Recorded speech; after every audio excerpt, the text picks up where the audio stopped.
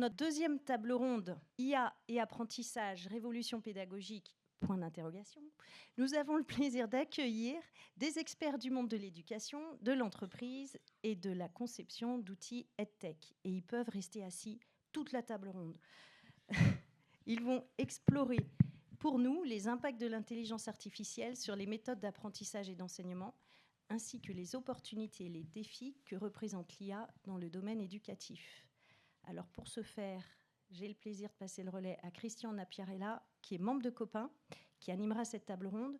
Après avoir travaillé beaucoup d'années au sein du groupe ArcelorMittal, où il dirigeait la mise en place d'une plateforme Knowledge Management, couvrant 16 centres de recherche sur plusieurs continents, Christophe a fondé Arborescence.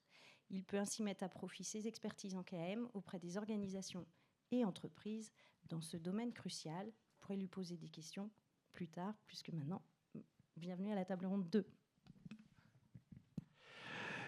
Tout d'abord, je voudrais remercier.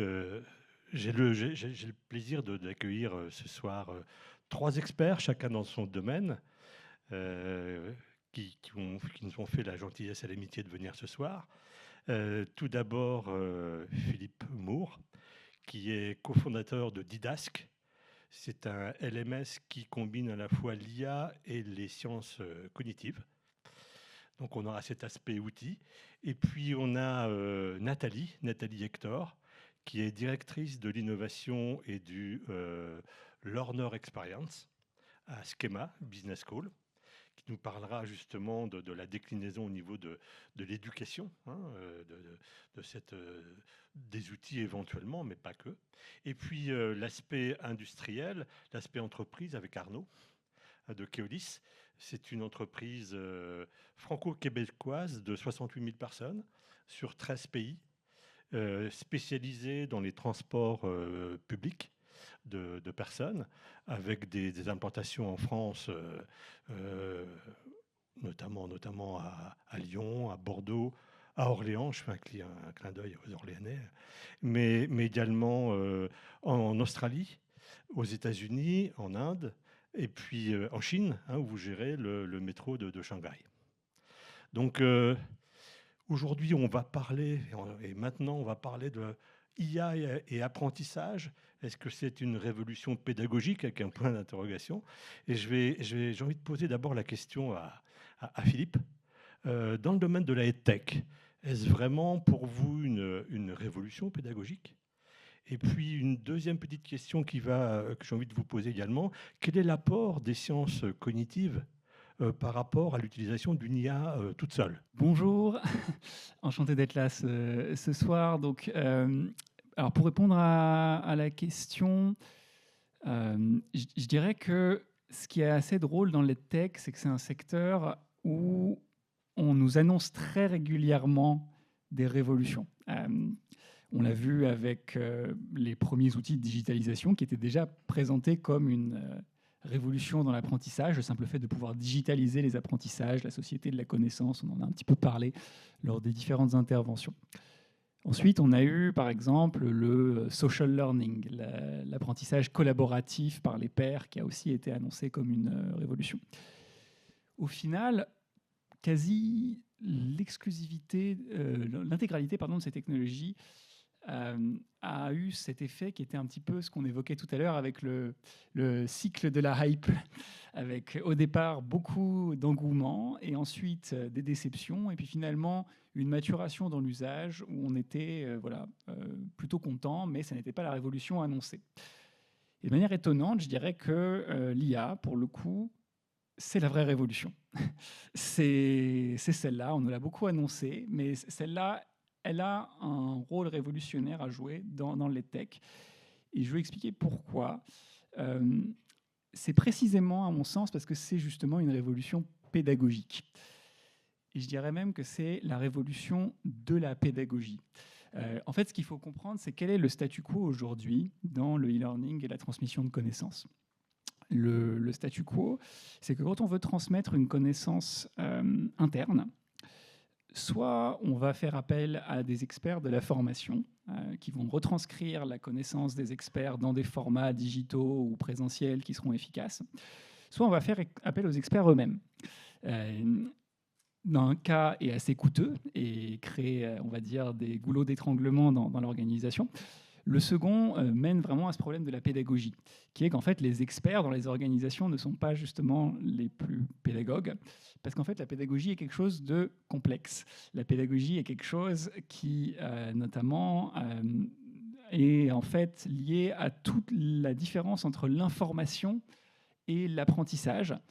Et pour ça, il y a un ensemble de paramètres à prendre en compte dans le cerveau humain qui sont essentiels pour que les informations soient acquises, qu'elles soient mémorisées, que les employés des organisations soient capables de les appliquer sur le terrain.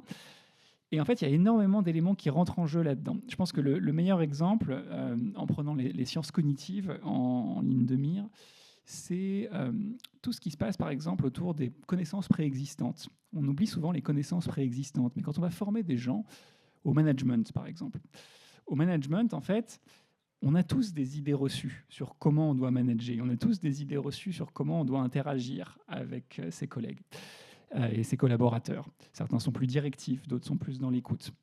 Le problème, si on veut apprendre à quelqu'un à devenir meilleur manager, c'est que, quoi qu'on lui dise, on risque de rentrer en conflit avec des connaissances préexistantes. Et là, par exemple, il y a tout un corpus de recherche en sciences cognitives qui montre que, en fait, dans ces cas-là, il ne faut pas proposer une transmission descendante. Il faut d'abord laisser la personne essayer par elle-même. Qu'est-ce que tu ferais dans cette situation ? Lui donner un feedback et seulement ensuite, il y a une opportunité pour que la personne puisse réajuster ses connaissances. Et on sait que cette technique peut marcher et on sait en tout cas que les autres techniques ne marchent pas. Ensuite, une fois qu'on a déconstruit les idées reçues, il y a toute la problématique de la mémorisation. Dans la mémorisation, il ne s'agit pas simplement d'être exposé à de l'information, il faut être exposé à une information qui est digeste d'abord, donc qui ne crée pas ce qu'on appelle de la surcharge cognitive en sciences cognitives. Et il faut être réexposé à cette information, mais mieux, il faut soi-même faire un effort de remobilisation active. Il faut soi-même faire l'effort d'essayer de se souvenir de ce qu'on a vu. Ah, c'était quoi déjà la procédure ? Comment fonctionnait cette machine ? Est-ce que tu peux me le réexpliquer en très propres mots ? Donc ça, c'est toute la partie de mémorisation de nouvelles informations. Pareil, ça ne va pas de soi, ça demande un effort, ça demande un apprentissage actif. Et enfin, une problématique qui est très sous-estimée, mais qui, à mon sens, a peut-être le plus grand impact de toutes, c'est ce qu'on appelle l'illusion de maîtrise. C'est ce qui a été évoqué d'ailleurs dans la toute première intervention. On croit savoir et en fait on ne sait pas. Ça vous a sans doute arrivé. Vous avez vu une super vidéo qui vous explique un concept et vous avez l'impression, ça y est maintenant, les crypto-monnaies, je comprends tous les tenants et aboutissants. Et ensuite vous arrivez dans une soirée ou avec un collègue qui connaît vraiment le sujet et vous commencez à échanger. Et là vous expliquez ce que vous venez de voir dans la vidéo. Déjà, ça commence à être un peu confus. Et ensuite, la personne vous pose une question. Et là, vous vous dites, c'est très intéressant ce que vous dites. Et là, vous vous rendez compte qu'il y avait un écart énorme entre ce que vous pensiez savoir et ce que votre cerveau avait réellement acquis. Toute cette problématique-là, de la différence entre l'information et l'apprentissage réel et mobilisable, c'est un sujet complexe qui demande justement cette fameuse pédagogie. Et c'est cette pédagogie qui manque en fait le plus dans les organisations, parce que c'est un sujet complexe, parce qu'on peut dire que c'est un métier, et parce qu'il y a énormément de paramètres qui rentrent en jeu. Donc ces fameux paramètres des sciences cognitives. C'est aussi important de se dire qu'il ne suffit pas de connaître par cœur ces paramètres. Il ne suffit pas de connaître par exemple par cœur ce que je viens de vous dire, et ça y est, du jour au lendemain, ça va dire que l'information va se transmettre de manière pédagogique. Par exemple, la charge cognitive. On peut se dire, le plus important, c'est de réduire la charge cognitive. Oui, mais non, parce qu'en fait, si on veut que les personnes apprennent, il faut aussi qu'elles fassent un effort, justement. Comment est-ce qu'on va articuler et à quel moment, quand on demande aux personnes d'en faire moins, c'est d'avoir moins d'informations à digérer en même temps, et quand est-ce qu'on leur demande d'en faire plus ? Tout ça, c'est des sujets qui sont complexes et qui sont en fait tout le lien entre la connaissance qu'on a en sciences cognitives et l'application concrète sur le terrain à une problématique de formation. Et donc tout ça, ça ne va pas de soi. Et en fait, la vraie promesse de l'IA, c'est de pouvoir démocratiser une pédagogie efficace. C'est la première grande promesse de l'IA. La promesse, ce serait de faire en sorte que les experts dans les organisations deviennent tous pédagogues. Et pour cela, il ne s'agit pas simplement d'avoir une IA qui va répondre aux questions, par exemple. Là, la problématique, c'est de créer des contenu transmissif, mais efficace. Par exemple, avec des mises en situation concrètes, ce qui est toujours très, très chronophage. Des feedbacks personnalisés. Demander à des experts d'imaginer des mises en situation, par exemple, c'est très compliqué, ça leur prend beaucoup de temps. Or, la recherche montre que c'est l'un des formats pédagogiques qui a le plus d'efficacité. Là où l'IA peut avoir un rôle transformateur, c'est de partir, par exemple, des contenus bruts des experts, ce qu'ils ont peut-être plus l'habitude de faire, poser quelques mots, des idées, des PowerPoint, la substantifique moelle de leur expertise, mais de reformuler et de restructurer ces contenus pour qu'ils se présentent de la manière la plus pédagogique à chacun et que chacun puisse s'approprier l'information. Donc curieusement, en fait, le plus fort potentiel de l'IA, ça n'est pas tant de permettre de répondre à des questions, d'avoir des conversations, ce n'est pas tant l'accès à l'information, mais l'accès à la pédagogie en elle-même. Pour cela, ça va demander des outils d'IA qui se nourrissent justement de bonnes pratiques pédagogiques et qui sont capables de les démocratiser. Mais en tout cas, c'est possible, et c'est quelque chose qui n'était pas possible avant. Une deuxième chose qui est complémentaire de celle-ci, c'est que l'IA va permettre des formats pédagogiques beaucoup plus riches pour transmettre l'information que ce qui prévalait auparavant. Je viens donc du secteur du e-learning. Le secteur du e-learning, il a ses canons, il a ses formats. Typiquement, on va avoir des quiz, des exercices un petit peu simples où tout ça repose en fait sur une nécessité technologique. Dans l'EdTech, on est obligé, jusqu'à peu, d'avoir pré-rédiger l'ensemble des interactions qu'on peut avoir avec un employé ou avec un apprenant. Demain, avec l'IA, on peut aller beaucoup plus loin parce qu'on peut programmer des conversations pédagogiques d'une certaine façon, donc des interactions qui ne sont pas préenregistrées mais qui s'adaptent en temps réel à chacun, à ses problématiques, à ses erreurs, à son illusion de maîtrise justement, peut-être lui donner les exemples qui lui parlent sur le terrain. Et ça, c'est vraiment une possibilité qui est nouvelle et qui nous amène à revoir un petit peu notre ambition sur l'apprentissage. Et je terminerai peut-être là-dessus, parce qu'en fait, cette promesse d'apprentissage plus personnalisé grâce à des IA plus conversationnelles, ça touche à la distinction entre finalement ce qu'on appelle le knowledge et le learning. La possibilité d'intégrer des conversations pédagogiques, c'est aussi la possibilité d'intégrer des conversations pédagogiques dans le cadre du travail. Et c'est la possibilité notamment d'imaginer des flux qui n'étaient pas possibles avant, où on peut imaginer par exemple qu'un employé pose une question sur comment fonctionne une machine et de pouvoir récupérer dans une base de connaissances la réponse à cette question et lui fournir par le biais par exemple d'une IA conversationnelle. Mais on peut imaginer cette fois aller beaucoup plus loin. On peut imaginer par exemple que cette IA détecte qu'il y a une confusion possible que cette personne pourrait faire sur comment fonctionne cette machine et qui du coup pourrait lui proposer un petit exercice personnalisé de mise en situation pour s'assurer que la personne est réellement capable de l'appliquer et qu'elle est capable de s'approprier cette information. Et donc en fait la promesse qui est portée là-dedans, c'est d'avoir des outils qui s'insèrent dans le quotidien de travail, qui partent du besoin de connaissance et qui détectent en temps réel des besoins de formation finalement pour traiter cette fameuse problématique de l'apprentissage informel qu'on a beaucoup de difficultés à modéliser aujourd'hui dans les outils du e-learning, enfin dans le marché du EdTech, c'est un peu le Graal que tout le monde veut savoir traiter, mais personne n'arrive jusqu'ici. Et bien aujourd'hui, c'est possible de le faire. Donc la révolution, elle est là. La condition pour qu'elle puisse se passer correctement, c'est vraiment de prendre au sérieux, pas juste les technologies de l'IA, mais en sous-jacent cette problématique de la pédagogie. Parce que si on n'est pas capable de traiter quelles sont les bonnes séquences pédagogiques, quand est-ce qu'on va proposer des exercices, des mises en situation, quand est-ce qu'on va proposer du descendant, comment est-ce qu'on va découper l'information, quand est-ce qu'on va proposer des exemples, quand est-ce qu'on va rebondir sur ce que la personne a dit. En fait, il y a plein de recherches là-dessus et plein de praticiens aussi qui ont déterminé quelles sont les bonnes manières de le faire. L'idée, c'est de permettre à ces IA de se nourrir de cette intelligence-là pour que les organisations deviennent pédagogues, tout le monde dans les organisations devienne pédagogue, et donc que la connaissance se transmette et s'approprie par chacun. Merci beaucoup Philippe pour cet éclairage très, très, très intéressant.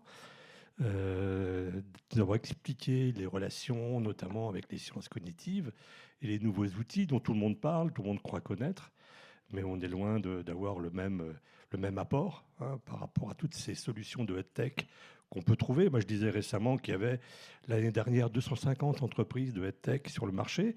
Aujourd'hui, il y en a 350. Donc on est monté de 100, tout le monde s'y met, mais pas avec le même talent, on va dire. Et en tout cas, merci pour votre éclairage. Alors après avoir vu cet aspect sur l'outil, j'aimerais bien maintenant qu'on puisse discuter, même si avec Alice on a déjà vu quelques aspects tout à l'heure, comment ça se passe pour apprendre dans une business school avec l'IA. Et je dirais avec deux questions, on va dire, supplémentaires. Y a-t-il vraiment une évolution, une révolution au niveau du rôle de l'instructeur, du formateur et des attentes des étudiants? Et puis enfin, est-ce que l'IA est une menace ou une opportunité pour l'employabilité des futurs managers? Pareil, en 10 minutes. Okay. Alors, plusieurs choses. Le contexte, pour compléter évidemment ce que disait Alice en introduction. Comment on déploie l'IA à Schema? Je pense que c'est important de poser le contexte. L'IA, c'est plusieurs axes. Donc, c'est mener plusieurs axes en même temps. Premier axe autour de l'enseignement, la transformation des cours, l'intégration de l'intelligence artificielle dans le cadre des programmes. Tous les programmes ont des cours d'acculturation à l'IA. Ça a commencé par des cours prioritairement de code, no-code, etc. L'acculturation générale sur qu'est-ce qu'on entend derrière une IA, qu'est-ce qu'une IA générative, très générique.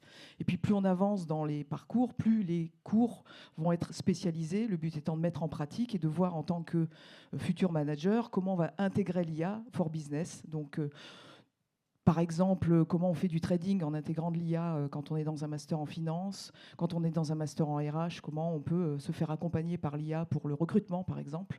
Donc, ce sont des cas d'usage qui sont traités dans les différents cours. Donc, en fonction, on va de l'acculturation jusqu'à la spécialisation, en passant par des cours un peu tech pour ceux qui le veulent et qui veulent avoir vraiment la double orientation manager, presque ingénieur, en tous les cas, avoir une bonne compréhension des choses. Donc, ça, c'est finalement la phase simple.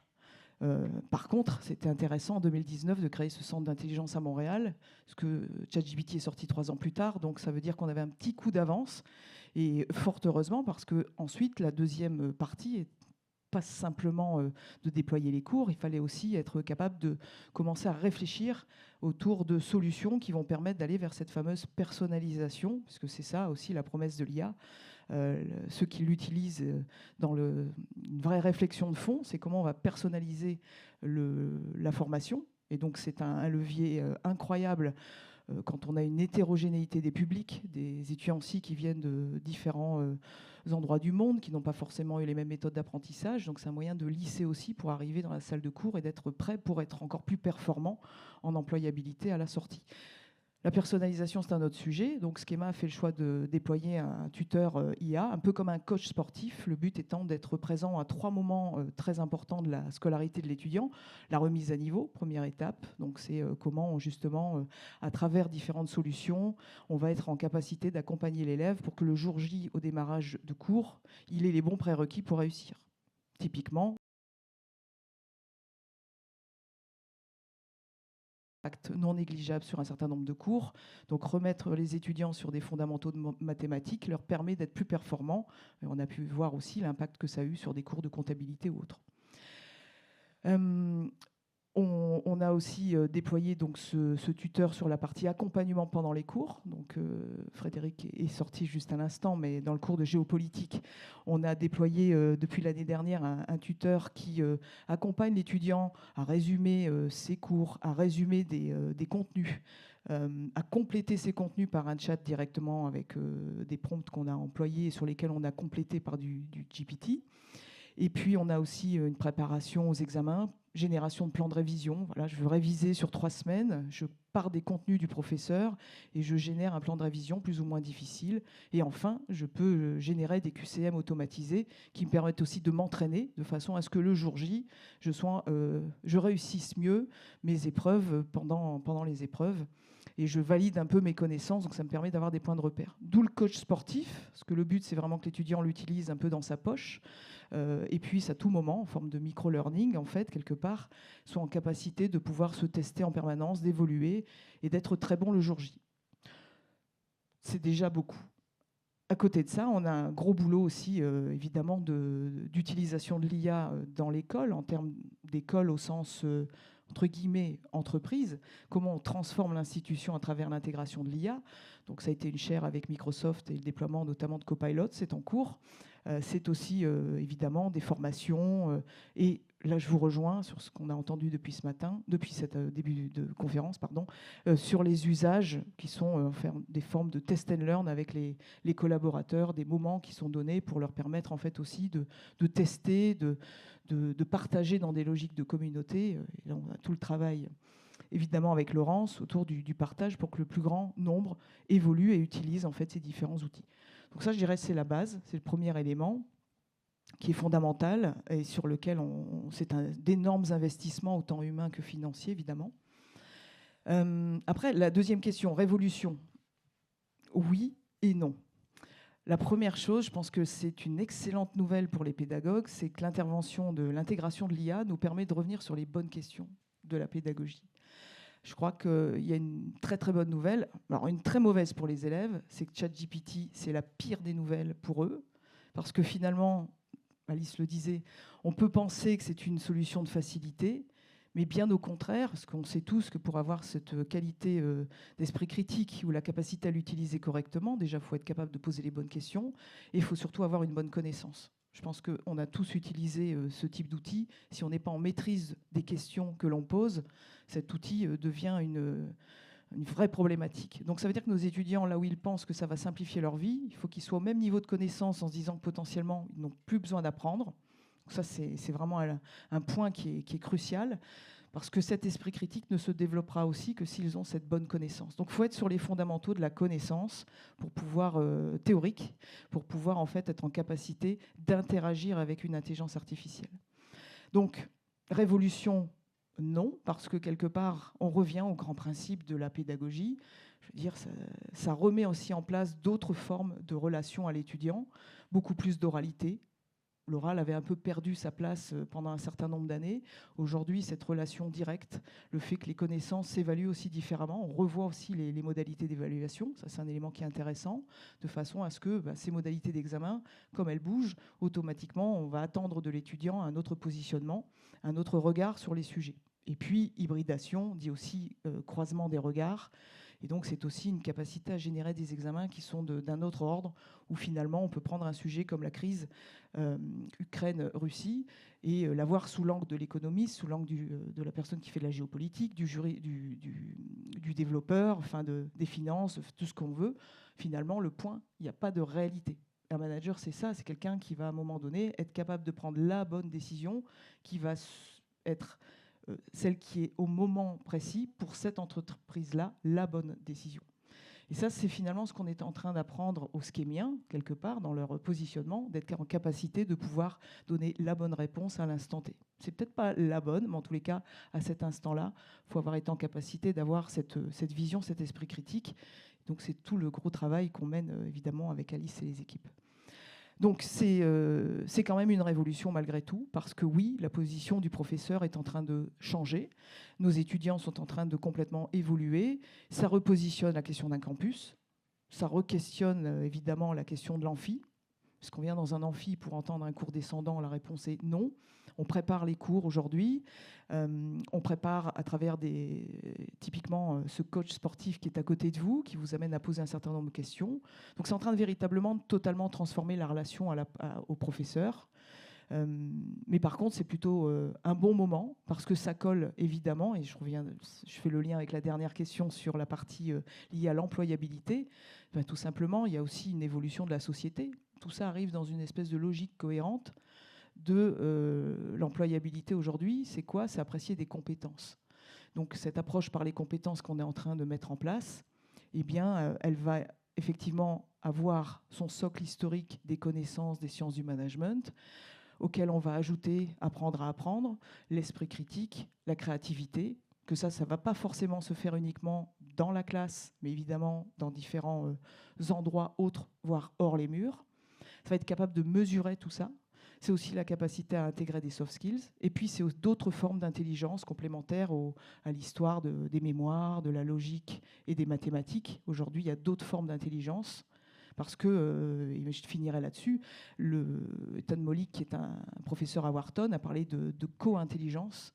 Et finalement, travailler avec l'IA aujourd'hui, c'est être en capacité d'être en co-intelligence, d'être un co-worker, et que l'IA, en fait, elle soit avec vous pour vous accompagner, de la personnifier pour la rendre en fait un peu plus en harmonie avec soi-même, mais elle peut nous augmenter à condition qu'on soit en bonne capacité de l'utiliser et qu'on ait cette prise de recul. Donc oui, c'est une révolution, mais ce n'en est pas forcément une. Tout dépend comment on prend l'angle d'attaque. En tous les cas, ce qui est important, c'est avoir une vue haute, un bon objectif sur ce que l'on a envie d'en faire et garder l'objectif final, c'est quand même les compétences pour les entreprises. Merci beaucoup, Nathalie. Vous avez souligné tous les deux justement, je dirais, la possibilité avec l'IA de faire d'avoir une adaptation, je dirais, à chaque étudiant, à chaque apprenant, en fonction de ses besoins, de ses lacunes, etc. C'est très intéressant. On a vu aussi qu'il y avait une évolution au niveau des critères. On parlait d'ambiguïté, mais aussi des critères pour pouvoir demain être un bon manager. Est-ce que les premiers vont devenir les derniers ou inversement ? Par rapport à ceux qui avaient l'habitude de bachoter et qui avaient l'habitude d'être les premiers au concours. Je pense qu'on est en train d'évoluer énormément dans ce domaine-là. Enfin, beaucoup de choses comme ça qui peuvent se remettre en cause. Alors maintenant, on a vu l'éducation, et puis dans l'entreprise. Maintenant, Arnaud, alors j'ai deux petites questions. Comment accompagner les individus, puis ensuite les organisations, à utiliser l'IA pour grandir et puis pour apprendre ? Puis avec un peu un corollaire, c'est-à-dire avec quelque chose qui va devenir, je dirais, un véritable défi, si ce n'était pas déjà le cas, c'est comment l'IA peut changer ou voire révolutionner notre façon d'apprendre et de se former, là aussi pour maintenir son employabilité. Merci pour ces questions. Alors, sur la question aussi de la révolution, parce qu'il y a beaucoup de débats autour de c'est une révolution, pas une révolution. En tout cas, pour moi, ce qui est sûr, c'est que c'est une transformation. Et que c'est surtout pas simplement une transformation technologique, c'est avant tout une transformation des usages, une transformation des modes de consommation. Ça rappelle finalement plusieurs transformations qui étaient peut-être pas aussi majeures que celle-ci, qui est l'arrivée d'Internet, l'arrivée de Google, l'arrivée du mobile, l'arrivée des réseaux sociaux. On se disait, beaucoup d'entreprises, on parle des entreprises, se disaient, avec l'arrivée de e-commerce, je vais faire une filiale, et donc je fais les choses à côté. En fait, non, parce que le monde est digital, le monde est maintenant mobile depuis quelques années, il est aussi réseaux sociaux, et donc le monde intègre l'IA. Donc la question, elle ne se pose pas... comme pouvaient se poser quelques entreprises il y a un an, quand nous on a commencé à vraiment regarder l'IA générative, parce que rappelons-nous que quand même il y a 2 ans pour le grand public ça n'existait pas. La question qui était de dire on n'autorise pas l'IA générative ou ChatGPT dans l'entreprise. En fait, nous on a regardé il y a 1 an et demi, il y avait 9% des employés qui utilisaient ChatGPT. Donc vous connaissez les sujets du marketing, on parle d'un usage qui est installé à partir de 5% souvent, donc l'usage était totalement installé au moment où les comex des grands groupes se posaient la question, donc de toute façon il n'y avait plus de questions à se poser. Le sujet il est là, c'est comment on le prend, et on est sur un sujet de transformation. On est sur un sujet de transformation pro et perso. Parce que le sujet, c'est que ça pousse aussi sur l'angle perso. Vous voyez les nouveaux mobiles. Il y a eu les communications par Google cet été en disant, voilà, sur les Google Phones, c'est intégré nativement. Donc le sujet, de toute façon, je vais l'avoir dans mon usage. Donc vous parliez d'employabilité. Donc un sujet, oui, effectivement, il y a 10 ans, on mettait sur son CV, je sais faire du PowerPoint, du Word, etc. Heureusement, ça disparaît un petit peu des CV. La question se posera vraiment sur de l'employabilité, sur de l'attractivité. Et la question se pose effectivement à l'intérieur de l'entreprise sur la fracture numérique. Parce qu'on est sur quelque chose qui va très vite. Là, je disais effectivement, il y a 2 ans, on ne connaissait rien. Alors, moi, j'ai eu la chance, on fait partie d'un plus grand groupe, donc d'aller dans la Silicon Valley, aller rencontrer les principaux LLM. Et en fait, ce qui est fou, c'est que sur leur version suivante, ils disent qu'ils comptent, au moment où ils la lancent, à 3 mois, ils disent qu'ils connaissent leur version d'un point de vue fonctionnel à 80% et qu'ils vont découvrir des choses. Et un exemple, c'est au moment où les premières versions ont été lancées de ChatGPT, ils n'avaient pas anticipé que ça saurait traduire dans toutes les langues. Et la version suivante, ils disent qu'ils ne savent pas ce qu'elle fera aujourd'hui. Donc, on parle des tasks GPT, etc. Donc, effectivement, quand des cabinets de conseil font de la prospective sur de l'IA générative à 5 ans, on peut se poser des questions. Mais on est sur un monde qui va de plus en plus vite. Donc, j'imagine que sur la partie d'éducation, ça doit interroger. Donc, le sujet d'apprendre à apprendre, à mon sens, alors je ne suis pas un spécialiste de l'éducation, mais je pense qu'il est de plus en plus important. Et donc, effectivement, quand on parle de ChatGPT, je trouve ça intéressant de se dire, oui, est-ce que c'est une bonne chose pour les élèves ou pas? En tout cas, le sujet de ChatGPT ou de l'IA générative, en soi, ça ne veut rien dire, hein, parce que si on l'utilise mal, c'est garbage in, garbage out. Donc, si on pose mal des questions, on aura des mauvaises réponses. Et c'est compliqué. Mais c'est aussi des choses qu'on a vécues avec le sujet des réseaux sociaux. C'est compliqué. Hein. Si je ne sais pas faire, on voit les dégâts que ça peut faire. C'est aussi des choses sur le digital où, à un moment donné, on se disait, voilà, des champions du commerce se disaient l'e-commerce, c'est facile. Non, c'est un métier. Et donc, le sujet du prompt engineering, c'est majeur. Alors, si je reviens sur Keoli, c'est ce qu'on a mis en place, notamment. Le premier sujet, c'est de connaître les règles du jeu et de savoir ce qu'on fait avec ce type d'outils. Parce qu'effectivement, on n'a pas beaucoup parlé, mais il y a des sujets autour de l'éthique, de la durabilité, de l'impact aussi. On connaît l'impact de l'entraînement de ces IA, donc il faut être en capacité de le mesurer. Donc il y a le sujet de l'entraînement, qui a le plus d'impact négatif, hein, à un moment donné. Ça fait partie aussi de l'apprentissage, de savoir comment on utilise. Et puis après, il y a le sujet de l'IA, de l'usage. Donc ce sujet de comprendre ce qu'on peut faire, ce qu'on ne peut pas faire ou ce qu'on ne devrait pas faire avec les IA, je pense que c'est un premier élément. L'autre sujet, effectivement, c'est la formation, l'accompagnement, parce qu'à un moment donné, il faut se dire que c'est l'IA pour tous. On n'a pas le choix au sein de l'entreprise parce que finalement, ça doit être un outil, ça va devenir un outil, et même si on ne l'utilise pas, ça va s'imposer à tous les métiers d'un point de vue compétitif. Et effectivement, nous, on se pose la question, bien sûr, nos fournisseurs travaillent avec des outils d'IA générative, nos compétiteurs, tout le monde travaille avec ces outils-là. Donc la question, elle est bien sûr de la différenciation positive, mais éviter la différenciation négative par rapport à ça. Donc je pense que ces sujets-là, ils sont majeurs. Et puis après, c'est de se dire quel type de projet. En fait, le sujet de l'IA générative, il a réveillé le sujet de l'IA. Enfin, comme dans toutes les entreprises, je vois avec mes pairs, on en parle. Et puis effectivement, c'est avec ChatGPT, mais qu'est-ce qu'on fait en termes d'IA? Oui, l'IA, c'est pas neuf, hein, on en fait depuis des dizaines d'années, donc on n'en fait pas de la même manière. Hein, mais effectivement, ça remet ces sujets au goût du jour. Ça, c'est une bonne chose. Et après, on a un peu 3 types de projets. On a des nouveaux projets.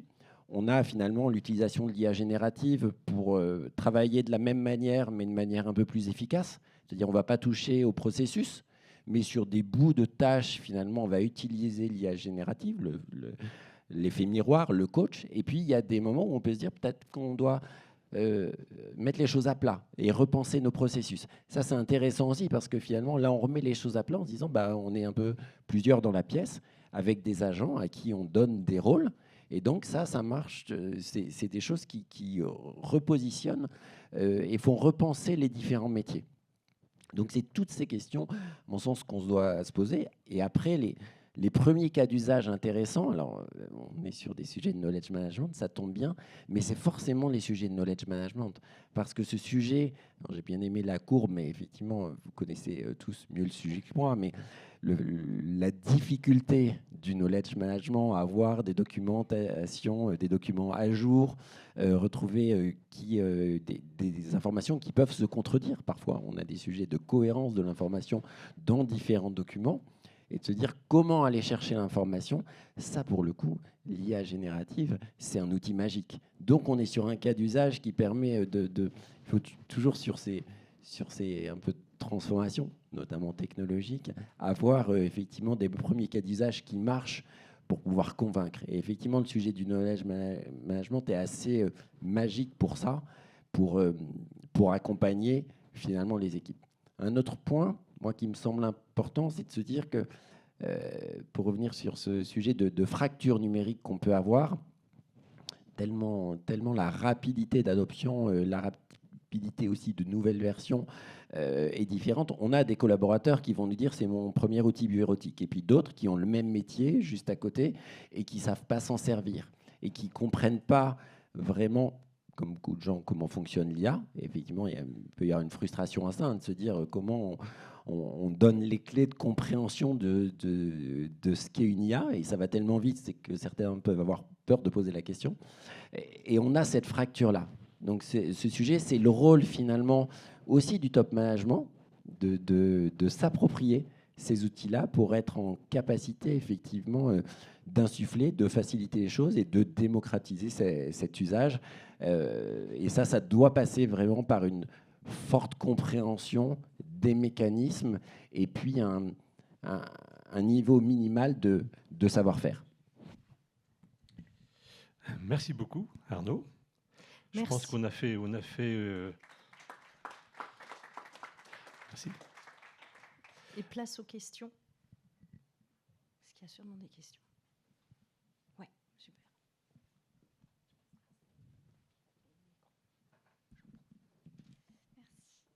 Merci. Alors moi, c'est peut-être pas une question, mais peut-être un complément, un pilier de...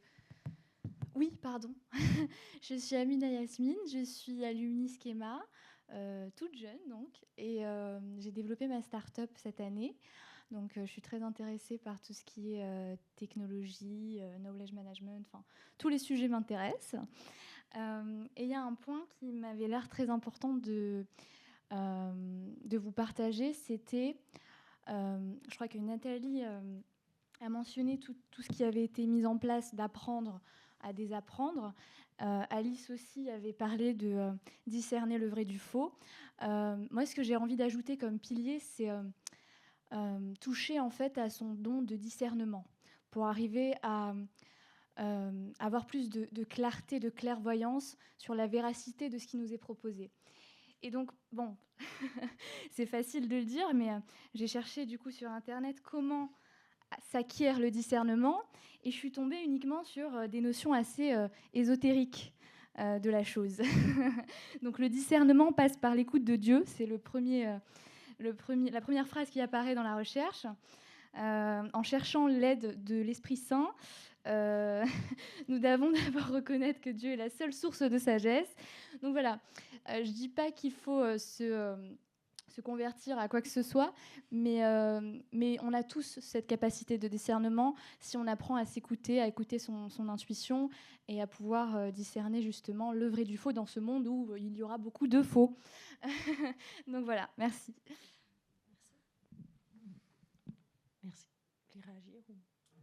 Non, mais c'est totalement vrai. Et je pense qu'en fait aussi, dans l'apprentissage et dans les évolutions, la prise en considération aussi de l'être dans le bon sens du terme, hein, globalement, les émotions, tous ces sujets sont l'intelligence émotionnelle aussi. Enfin bref, il y a tout un tas de choses aussi, de repartir aussi sur la personne comme la boussole de sa vie, ce qu'elle pense, comment elle pense les choses. Tout ça, en fait, c'est des choses qui, effectivement, sont plutôt dans des librairies sur des parties de développement personnel.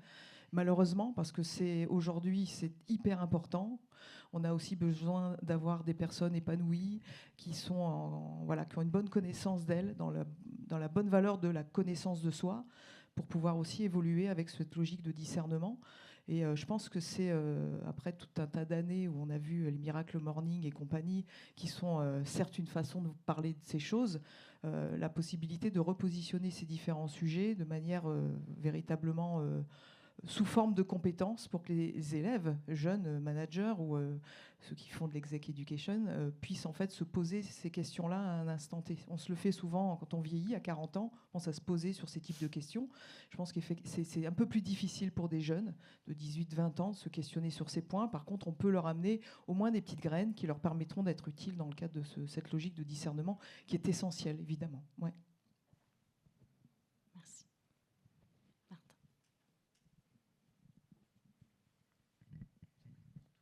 Merci. J'ai une petite question naïve, je ne sais pas si vous pouvez répondre, mais d'un côté, l'IA au service de la pédagogie m'avait convaincu, effectivement, mettre l'IA au service de l'étudiant au sens où il l'aide à apprendre par des conversations, par des quiz, par un coach sportif qui lui permet de progresser dans son parcours d'apprentissage.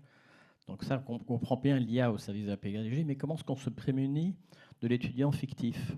C'est-à-dire celui qui, effectivement, suit ses parcours et donc a l'air de fonctionner très bien, mais en fait est assisté de plus qu'un coach personnel, d'une autre intelligence artificielle qu'il est allé chercher et qui en quelque sorte se substitue à lui. Donc est-ce qu'il n'y a pas une espèce de poursuite permanente entre d'une part des gens qui vont travailler sur la pédagogie, sur l'apprentissage, sur les techniques au service de l'apprentissage et qui seront contrés par des petits filous? Alors, ce qu'on essaye de leur dire, c'est pas toujours simple, mais c'est qu'en fait, ils se mentent à eux-mêmes. Finalement, à la fin, le point, c'est quand même leur employabilité à court, moyen et long terme. Ça aussi, c'est un positionnement de l'école. C'est évidemment, le but, c'est qu'ils aient une employabilité. Après, une employabilité en cohérence avec ce qu'ils ont envie de faire, deuxième sujet. Et puis, c'est surtout, souvent on en parle de sac à dos de compétences. Donc, soit on le remplit de choses inutiles, choses très lourdes, mais après, pour essayer de gravir l'Himalaya, c'est un petit peu plus compliqué. Donc, c'est